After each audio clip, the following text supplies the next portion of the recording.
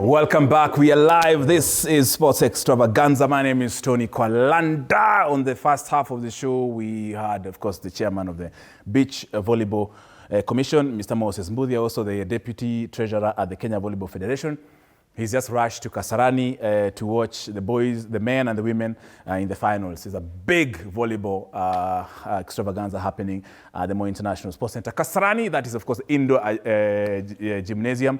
So welcome back. Right now we shift gears, literally. And of course I have a team that if they pulled up their trousers, they like wearing shorts, but if they pulled up their trousers, you will see the marks from running through very bushy areas in Torosei, Kajiado County during the 2024 Rhino charge that ended last week. A time like this, they were in the bush. Of course, I have, I do things very incompetently. So I have Mila Gibbons. Mila Gibbons is a runner, or a runner, those individuals in Rhino charge who are supposed either to go in front and check the route and map out the route and tell the driver, okay, step on the gas. So we have Mila Gibbons over here. We also have Matteo Finato. He is the team leader and also the driver of GECO tribe charges. He is the one who, that's why he can easily come with short sleeve. He has no marks anywhere. So he's the driver, he sits there comfortably. And then we have the navigator, that is Matthew Dutrisac. Okay. Matthew, it's fine. Let me comment. No, I like saying them. Yeah, so, yes, Matthew Dutrisac. Yes. Dutrisac is the navigator. So Matteo and Finato sit comfortably in the cockpit of that rugged-looking car and then let the likes of Mila Gibbons running around in the bush, running away from snakes and all that. So they're here, of course, representing GECO tribe chargers who were debuting the first time in the Rhino charge, which, of course, was celebrating the 35th year. Now, let me just start here. Where was this, Mila? Where was this? And I think, Mila, you're the one who was holding this camera. Or someone else was, I don't know who was holding this camera. This was in the morning. Yes. This was the first, we just left Ocean. Yes. Now we were going to Solex. Yeah. First checkpoint of the day, 7:30 a.m. That's Just starting. And of course, as we pause here, this time it's now about 4:35. I met one of the rescue team, that is Oprisano. She was excited. That was around, I think, 3 or 4, and you finished around 2. The charge, 2:20. Yeah. Where were you at 6:35 right now? Right now it's 6:36. Where were you at this time, Finato? And don't tell me you're holding something in your hands. At this point, we were just over the moon. We were just celebrating. Yes. Absolutely. It was a great, of course, it was a great event. It's the first time you guys were having a Rhino charge in one of your events. Matthew, being the first time as a navigator, how do you think? How is Kenya's terrain in terms of such kind of 4x4 events? I'm sure you've seen such events in your country, in Canada. How is it in Kenya? Is it tougher? Is it less tougher? How can you compare the two? Well, as you know, GECO Tribe Chargers came from GECO Expeditions, which is an off-road group that's been active since 2019. So we have explored Kenya through and through. For us, it's always interesting to discover new places, but I think fairly enough we were quite familiar with that type of terrain. Yes. We knew in advance that the runners would suffer. The amount of thorns that were in the area, I'm sorry, Miller, I'm sorry, Oprisano, this is going to be a tough day, but they pulled through. The terrain was difficult. Look at the screen. Where was this? What happened? I was just trying to listen. What was going on? You guys were on top of the rock. So we started at the furthest checkpoint in the morning, and we had to go basically over a mountain, a hill. And we tried to. On the map, everything looks very easy. Looks like, oh, we can pass there. It's not too steep. It's like Kingara Road or something. When you get there, we almost rolled. We were both, me and Matteo, in the car and holding. And what you see the guys are doing there, they're pulling the winches to give us a bit of safety. Because if we rolled there, we were rolling down into a ravine. It was not rolling once, it was rolling once, twice, thrice, 4, boom, boom.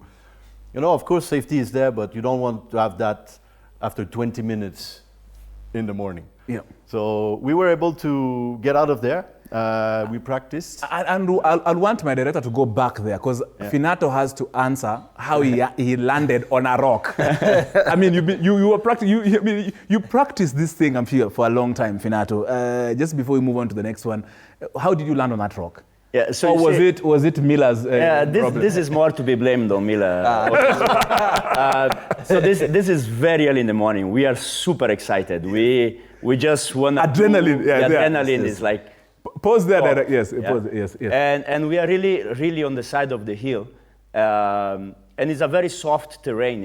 As we are getting to this situation, there was some water that washed away part of the way, and because of the thick bush, we couldn't really identify that on time. And so as we were approaching, Mila was very far ahead already, together with Brian, looking for options as we continue driving. And once that we got to this specific situation, we were just told stop, and absolutely don't move, don't turn your wheels, because it was very close. As you can see, I think that's Mila hanging on the side of the car. Trying to balance this side. Try to put some weight to hold the car. Which weight does Mila have here? Yeah, it's very little, but it really helped. Yes, at that time, I was on the other side of the car, so the only thing that I could see next to my window is bush. Ooh, yeah, I'm looking, as I look up like this, I see Dutrisac, my navigator. It's about. He's over here. We are basically just hanging on of course, we have all the safety precautions, 6-point seat belts that we are really holding onto the seat. But it's a very interesting, and especially this happened like basically 5 minutes after we started. So we started with the right foot, on the right angle. You started the tough. Absolutely. I mean, Mila, how did you end up sending the entire GECO tribe, car number 46, on top of a rock? So actually, basically what happened here is because the navigator definitely asked also the runners harder. We know where we were going. So while we were going, there was a track that maybe someone had used the track. Yes. So we were following the track. But as he said, it had rained, so that place was washed away. So while we told him to come, unfortunately, he hit a rock. Then now, me personally, I really panicked. Like, even told me move away from. I really panicked, and I was like, shit, this is our first time, and we haven't even gone for the first checkpoint. Then we are a team. Guys, just calm down slowly. We agreed, let us winch it out. While they were winching it out, me and Brian, we went ahead to see, after they have winched out, what's next, because there was no point of all of us standing there. So we left Oprisanu and Hillary there as we go ahead. Luckily enough, the car came out, and guys decided to just turn around and take another route. Of course, indeed, that's true. Let's move on to the other clip that of this team. At least now we've seen. I'm sorry, Finato. I'm sure you're insured on this day. You went home in peace. Yes. So at this juncture, this is a place whereby you're also being winched. Just pause it there. There was a winch that was being used at this juncture. Yes. Do research. What was this about? And I can see you comfortably putting your hand on the window. So then I'm thinking everything was just cool. Yeah, winching is cool. It goes very slowly. You just make sure. But I don't remember, you guys. Where was this? This is where the winch broke. This looks like on the way to Mantek. Yeah. Yes. Okay, so this is very much later in the day. We had done 11 out of 13 checkpoints. And by that time, we were in two-wheel drive, so only the rear is working. We had no brakes except the handbrake. And we're trying to find a way over kind of the saddle of a mountain to get to the checkpoint. We're following some tracks, but car being in two-wheel drive, we were getting stuck a bit. Yeah. So winching is a very useful tool. We use it all the time in Rhino Charge. Sometimes when instead of trying to brake the car further, you just hook up on a tree, get ahead of the obstacles, pack the winch, and continue. But there, we actually broke the winch. Like the rope of the winch just snapped. So, Finato, you broke the winch. There was no gear, there was two-wheel. What was happening in that cockpit? Fun, lots of fun. So we, unfortunately, we really pushed a lot in the beginning. Previously we had some issues with the brakes, and then we were able to fix it. But a branch came through, you see, and it cut right on the brake line as it holds on the caliper. So it was just as you are driving through the bush, and that was as we were coming down from the hill that we saw earlier. It was a really thick bush, so we passed through some trees and stuff, and we end up losing the fun belt. We lost the brakes right there. The fun belt, we were able to put it back and continue charging. The brakes, we thought that was not really that important. You know, the idea is to keep moving. Yes. So we went without the brakes. We still had the hand brakes, but we continue either way. And the front shaft, we end up losing on our way to the third checkpoint. Yes. That is where, again, we were really pushing a little bit harder, and for some reason the front axle gave up. We continued the whole charge in two-wheel drive with our lockers, and you know, it was still a success. We had winches, we had enough of strength. Yes, so it was doable. Where was this, Mila? This was at there was, I think there was a car next to you. Maybe it was a rescue car or something. I think you had paused somewhere. Maybe the director can just let it play around, and then you are taking a break. This must have been not you. This cannot be the gauntlet. No, this is as we did Aqua Mist. We stopped for a 10 minutes or 5 minutes break. This is already, we were halfway into the charge. Yes. So we thought we could give the runners a break, have some water.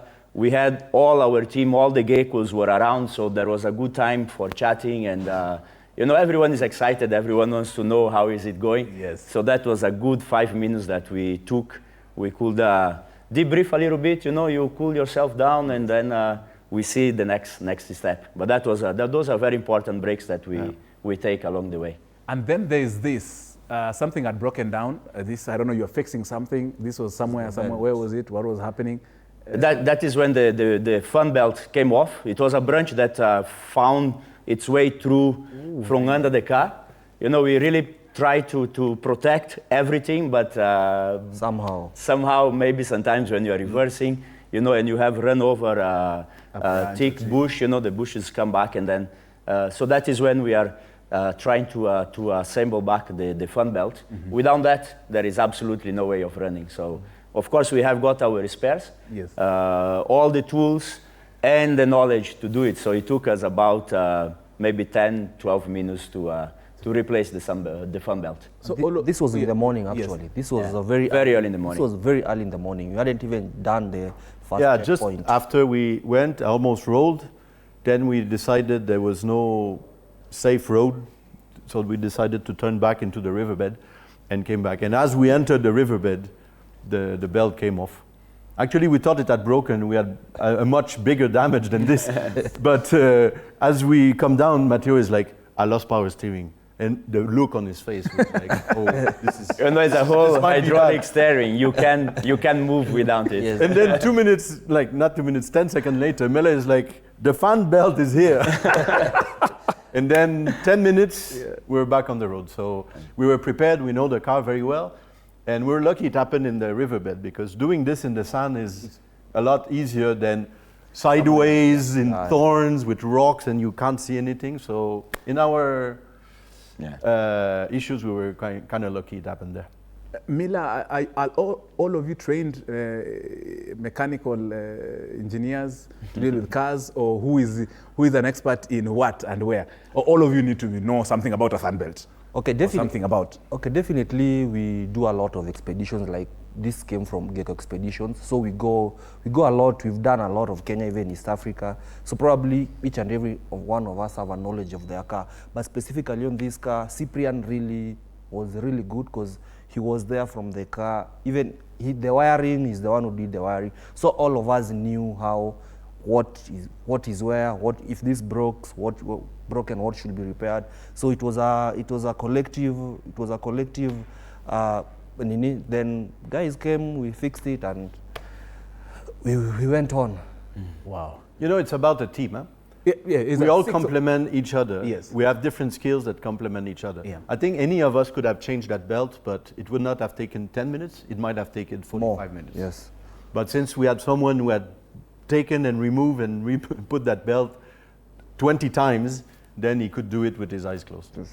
Pause it there, my director. I need to find out if they are having, you're supposed to be hydrating according to the rules.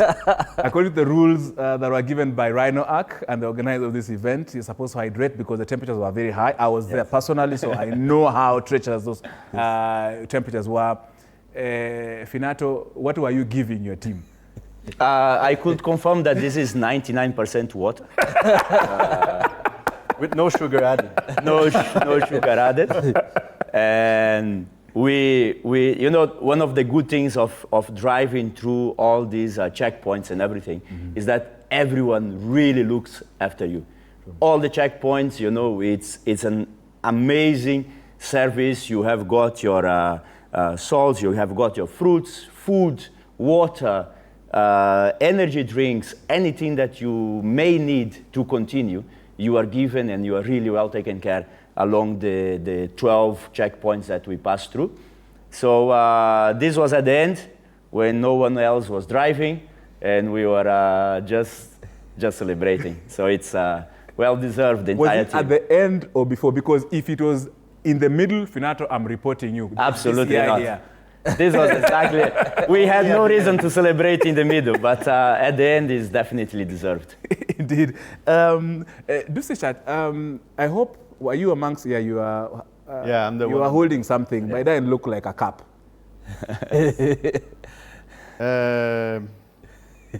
You have the helmet, you have somewhere the in black the helmet, right? Yes. Yeah, it's just shots of espresso coffee. Stay awake. I will keep my mouth shut because that happens in Vegas.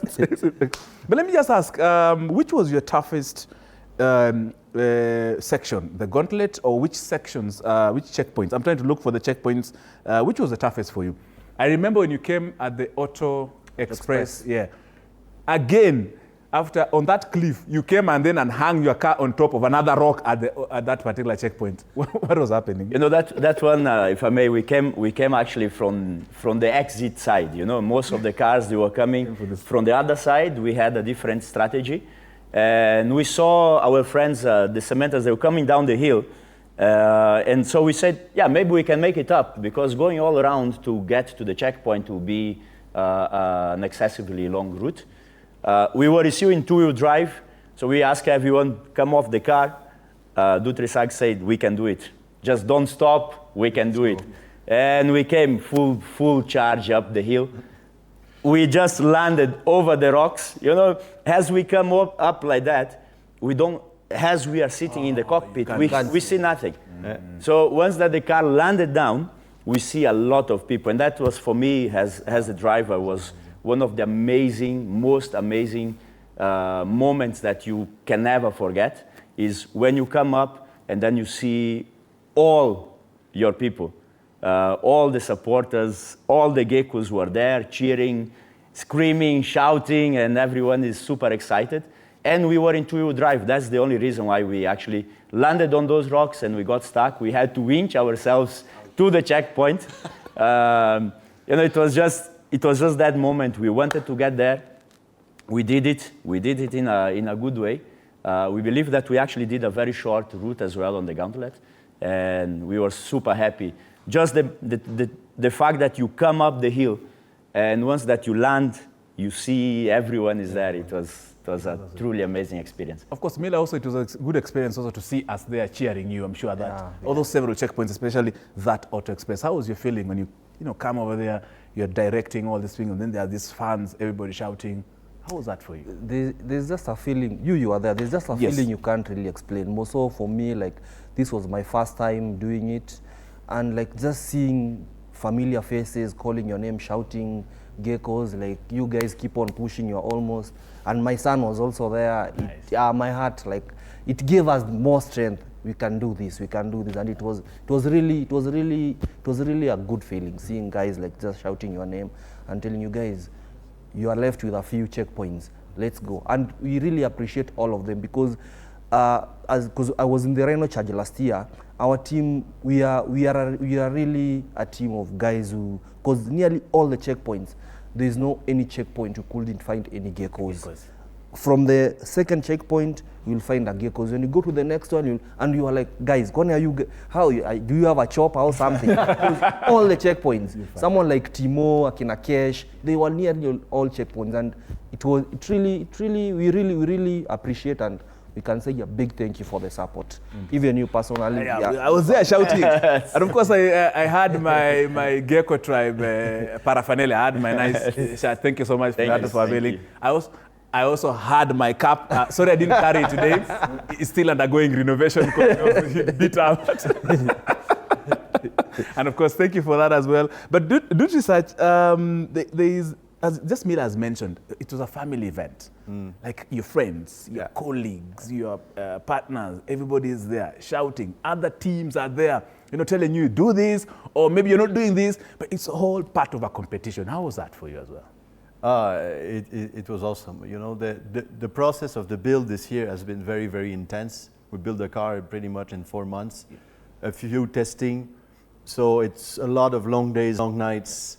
So all the people around us, our families and friends, have also contributed with their patience and support.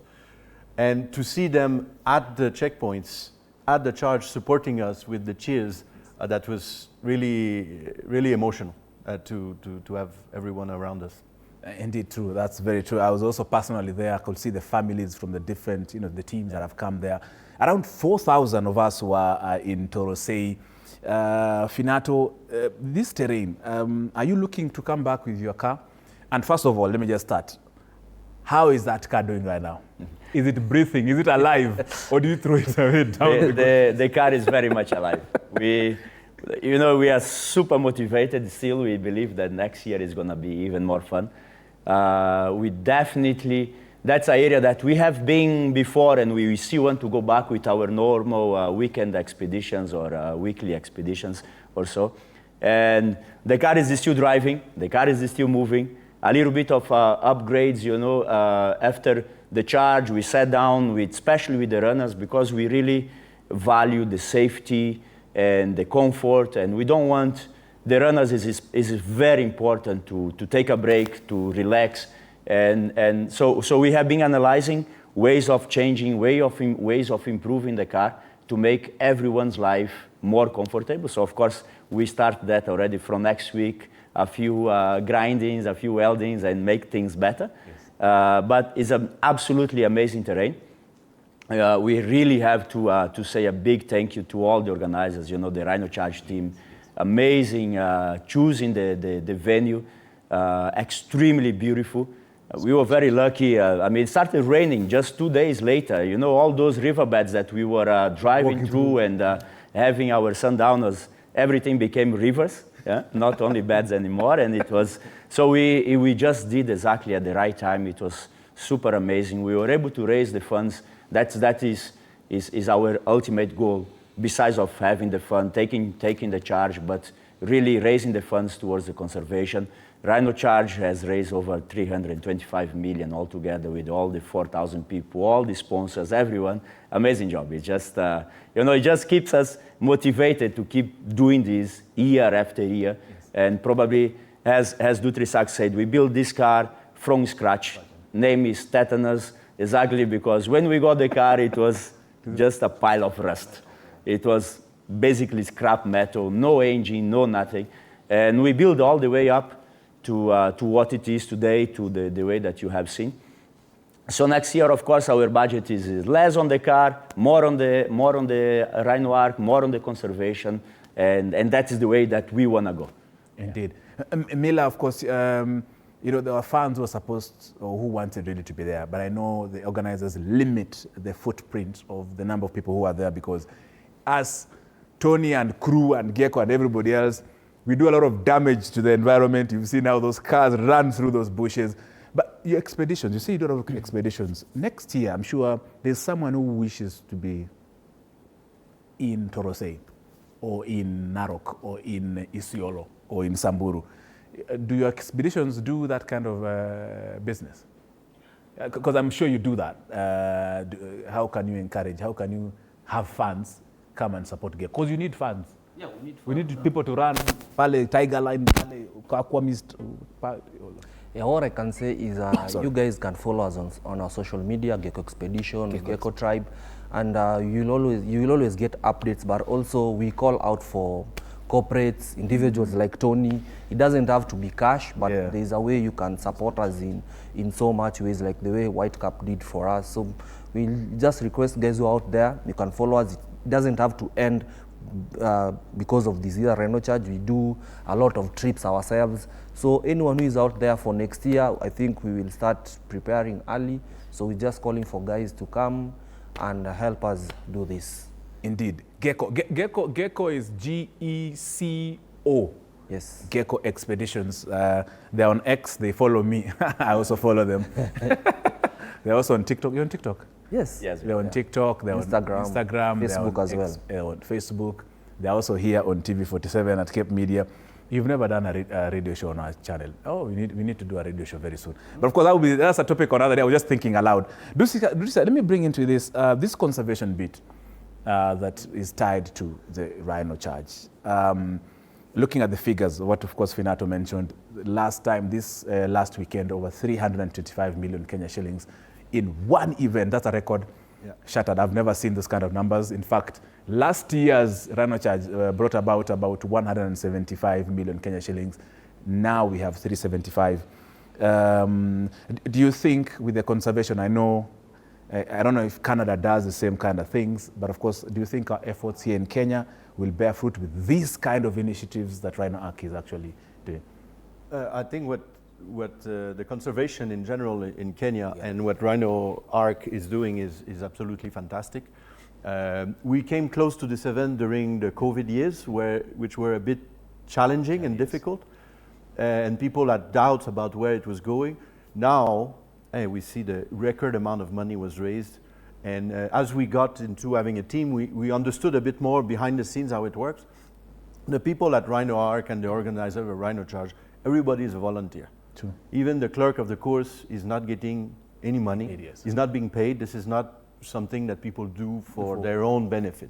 They give all of themselves for a year into this. So, and we're looking forward with our sponsored YCAP to also go and do a trip, for example, in the Aberdares or Mau Forest, to go see on the ground. We've seen through our trips the, fences and community projects toward that conservation, but we look forward to learning more. And with that kind of budget, now a lot, even more can be done to support those efforts. Yeah. Indeed, that's true. Finato, team number 5 won it. That is Graham McKittrick. What was special about them that was different from you? Or what do you learn from them and perhaps you'll pick up for next year's season? We continuous learning. It's a whole learning process. Of course, they have got a lot of experience. They have been doing the charge for several years. They have a team that is together for all this time. And, as we were building the car and as we were, because we tried to make our things a little bit more open and a little bit more exposed, we have got so many tips. We have got so much help from so many different teams, so many different cars, people reaching out to say, listen, maybe this one is better, you do like that, maybe you can cover this area, maybe you can do. So it's a whole efforts from all the teams or everyone that got involved to help a new team to succeed, and that was amazing. Of course, we learn a lot on the tracks that people have done, like the car number 5 or everyone else that have done. We have been started already to studying those routes and see. For us, the objective was exactly to finish the charge. That was on the previous night. Once that we got the coordinates and we saw the checkpoints and we discussed the terrains and the routes, our main goal was to finish the charge. So we were careful enough to choose the path, the routes that would allow us to finish the charge even with challenges, the same way that we actually experienced the challenges. But the main goal was to finish to carry our name and our sponsor's name and everyone who has helped us all the way to the finish line, and we have done that. We also did on a pretty much good mileage comparing to many others. Yes. So now, yes, we study what other people have done differently, different routes. Maybe we could be a little bit more adventurous, have a stronger car that can take us through tougher terrains. Yes. And probably next year we shall be in a different position. Definitely true. Yes. Mila, which car did you like seeing? Besides, of course, I know you like your baby that is right now resting. Which car did you like? Or will you pick some notes from? I'm sure you're taking notes. Besides participating in it, there are teams that you're looking at them, cars that you're looking at. Which ones stood out for you? There are two teams. One, I can't remember the name, but you can remember the Jeep that had the original, everything was stock. Yes. There's a category. Yeah, there's a Jeep. There's an old Jeep. That one really took my attention. Also, there's a team number 3, Haman. Ataris. One of the guys is called Haman. The reason I'm interested in this team because one of their team members is close to us, and we've learned a lot from them as well. And we hope they could have done better, but that's not on us too, because they know whatever happened, they know. But the build is really, it's a proper car. If you see it, it's a proper car. The engine, it's called what? They have the Porto axles, the Porto axles, like the whole car. It's the whatever they've used in that car is like extreme, like proper. So those two cars really caught my eye. Also, Ian Duncan's 80 series also caught my eye. Unfortunately, he couldn't finish the charge. They had issues, but those cars really caught my eyes. Zambarao as well. Like Zambarao, yeah, we have to give it to them. Like we've seen, they're our sisters. We've seen how they bought the car, took it to the garage, built it, did a few things here and there. Also, that is a car also that I must mention that they did well, and it's also caught my eye. Attention. Of course, I'll ask Finato and Duty, of course, which cars caught your attention and which drivers also caught your attention and which other fun-going people also caught your attention, because I'm sure Duty Search, you also saw whatever, which food you enjoyed there, tell us how to enjoy those things, who cooked for you, how it was, one of those experiences, so that at least people who have not been there can actually want to be part of GECO Tribe Chargers or also be part of the Rhino Charge.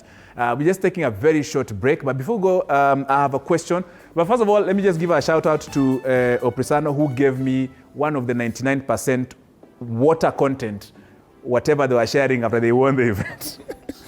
So thank you for sharing that. But we're asking you this very simple question. Does Harambee Stars have a chance of qualifying for the 2026 World Cup? It will be held by 3 countries. Does Harambee Stars have a chance of qualifying for the World Cup in 2026? Please talk to us on WhatsApp, everywhere, on any social media platforms. You can also talk to me at Kwalanda on X. On TikTok is Tony Kwalanda. Finally, I went to TikTok, finally. So that's why I'm making a lot of noise there. So keep on sending us, talk to us on WhatsApp, talk to us on every channel that you can ever find available. We'll be coming back, of course, with the GECO Tribe Charges. If you have any questions or compliments for them, please share it on our WhatsApp. We'll be back in a moment.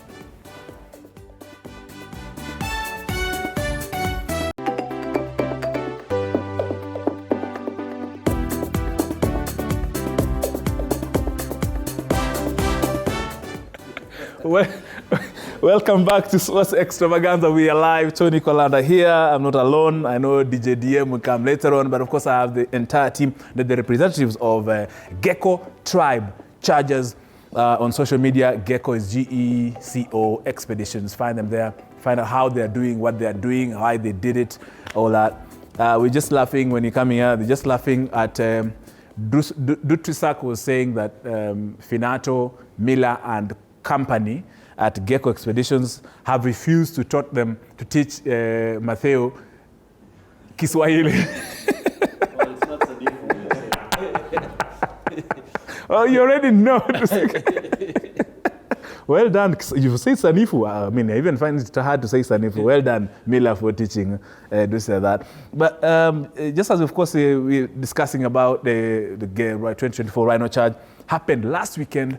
A time like this at Rhino Charge, I was beating my deadline to send you a story. So, but however, I know these 3 were popping 99% water to themselves, or they're on the riverbeds taking a bath after a grueling.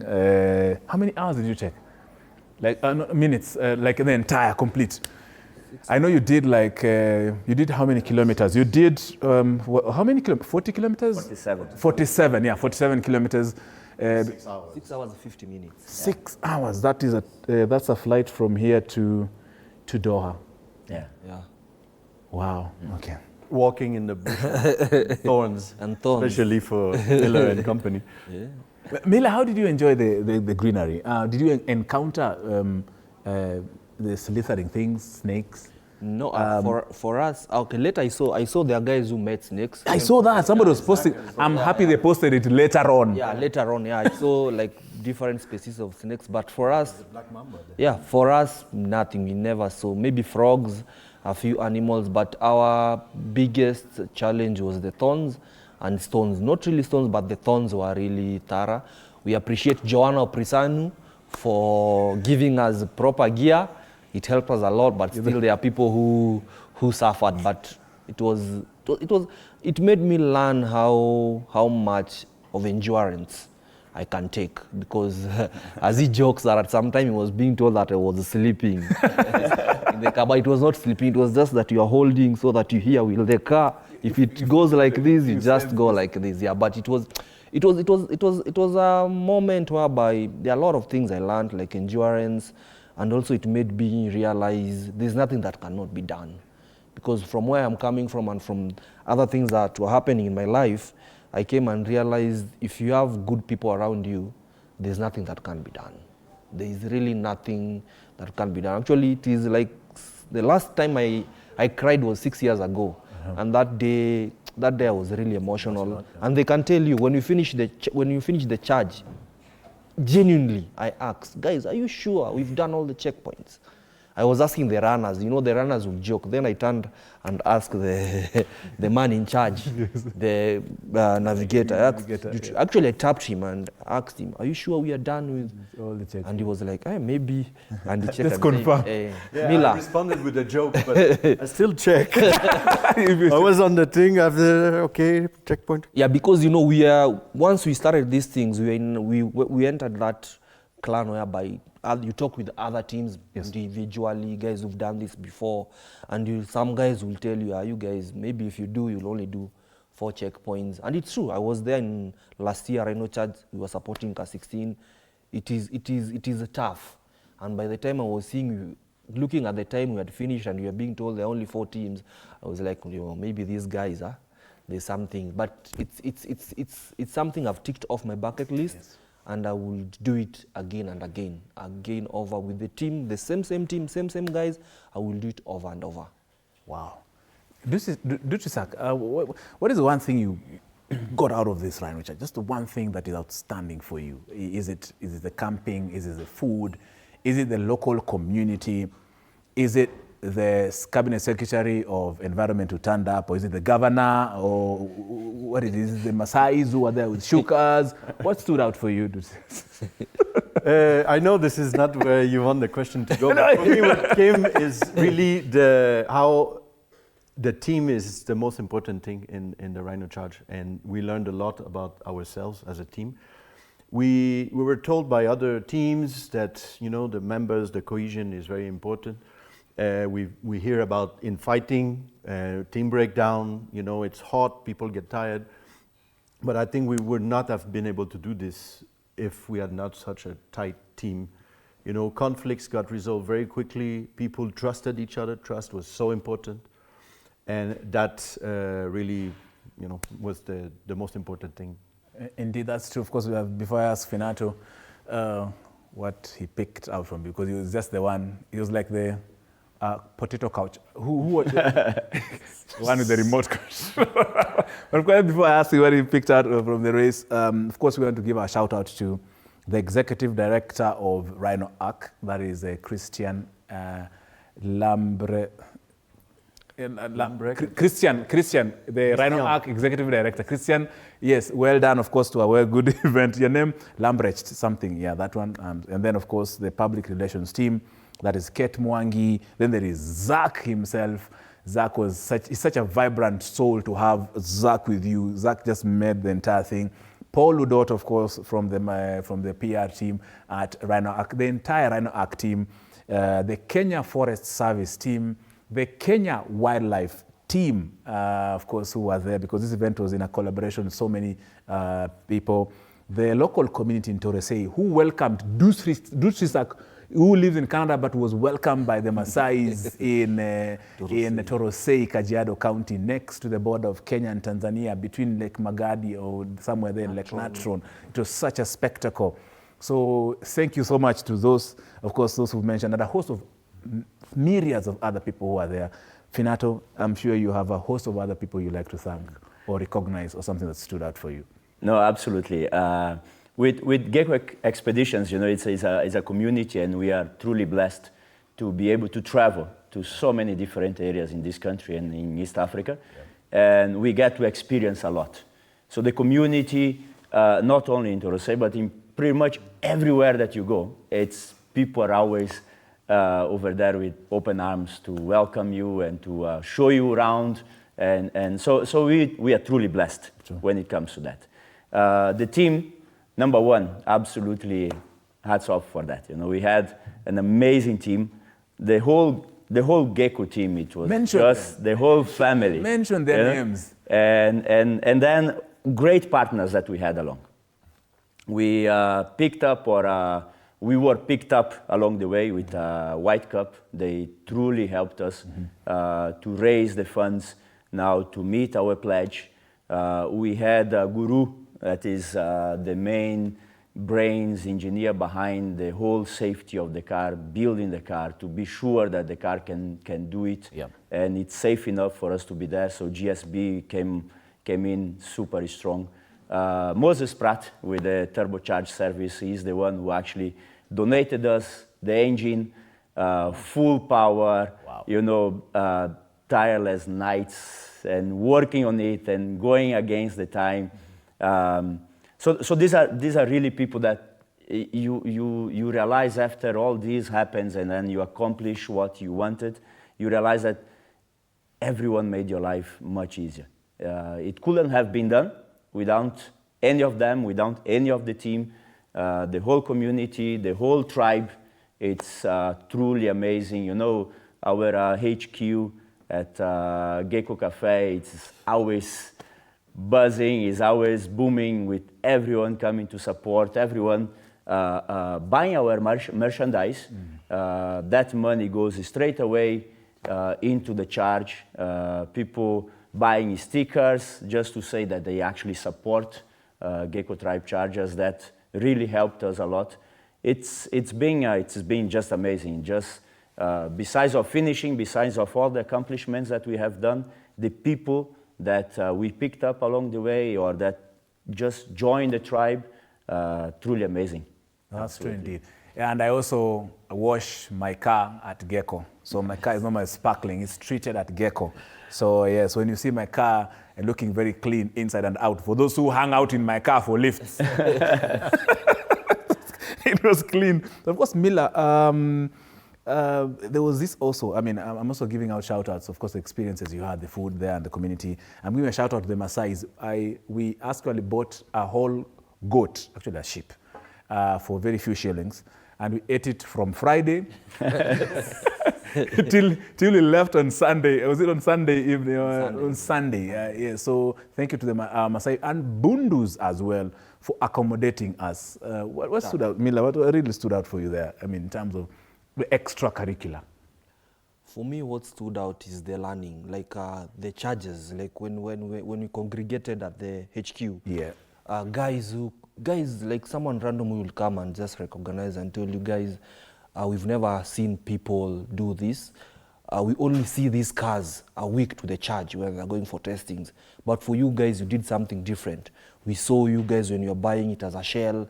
You've taken us through. It has never happened. Like even if you go check, take your time and check, it has never happened. But you guys, we've seen you how you've built. We've seen you how you've come to the charge. You've seen how you've made noise. Like guys will just come and tell you this is how it should be done, and that really made me. That was important to me in all the experience. Another experience was just seeing other cars and learning and saying, I wish that was our car. But again, you see, the pockets are different. Yes. Yeah, because there are cars you'll see and say, fuck it, that's what, sorry for that. That's what I'd want. So, and the people, like, the chargers were friendly, Yeah, irrespective of color, irrespective of how you are coming from. Yeah. There are guys even from South Africa who came and just asked and wanted to do a story about our car because they felt the way we were doing our thing is different. Because other cars, it's only a week when they charge, but you guys, you have doing. So that was really important for me. And again, even just like the GECO, I'm sure I'm with them on a daily basis, but just that thing, like, there were so many chargers who came for the competition, but even if you ask, they didn't see any of their family or guys at the checkpoints. They just saw them when they're back at the camp.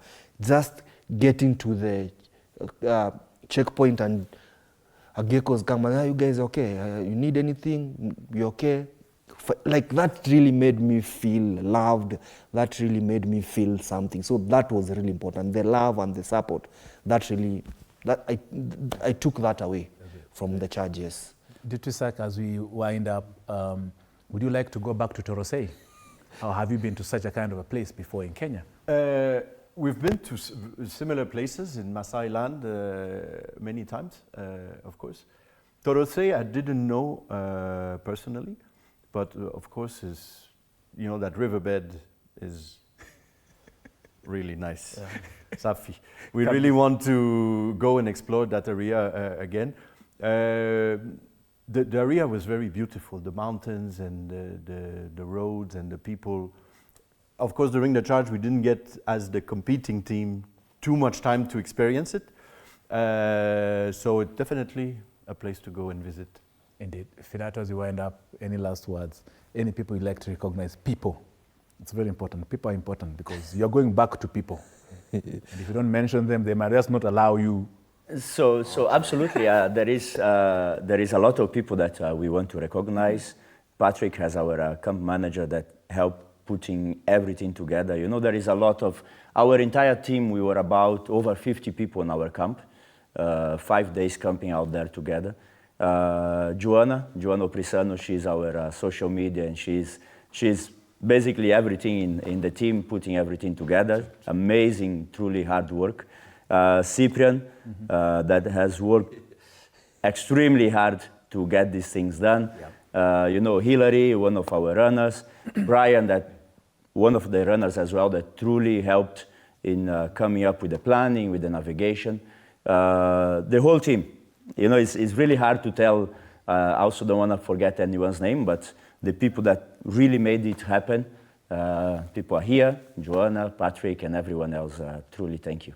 Indeed. Amila, as we wind up, Same. I just like the whole team. I also like to appreciate the team that came to our camp, gave us support. Yeah. I can't call all of them by name, but Akina Kesh, you know yourselves. Yes. I really appreciate Amref, Safaricom. We really appreciate. Can't call all of them, but we really appreciate. And also, we'll just like to say, being that the Rhino charge has ended doesn't mean we will stop the expedition. We will continue. Yeah. Probably we have a trip, maybe a week or 2 weeks or so. Please follow us on our socials, and also come hang out with us at GECO Cafe in Bazi Road, and also just give us the support you could. And I really appreciate the team I have, and you guys are awesome. Karibu sana. Mila Gibbons, of course, one of the runners in GECO Tribe Chargers.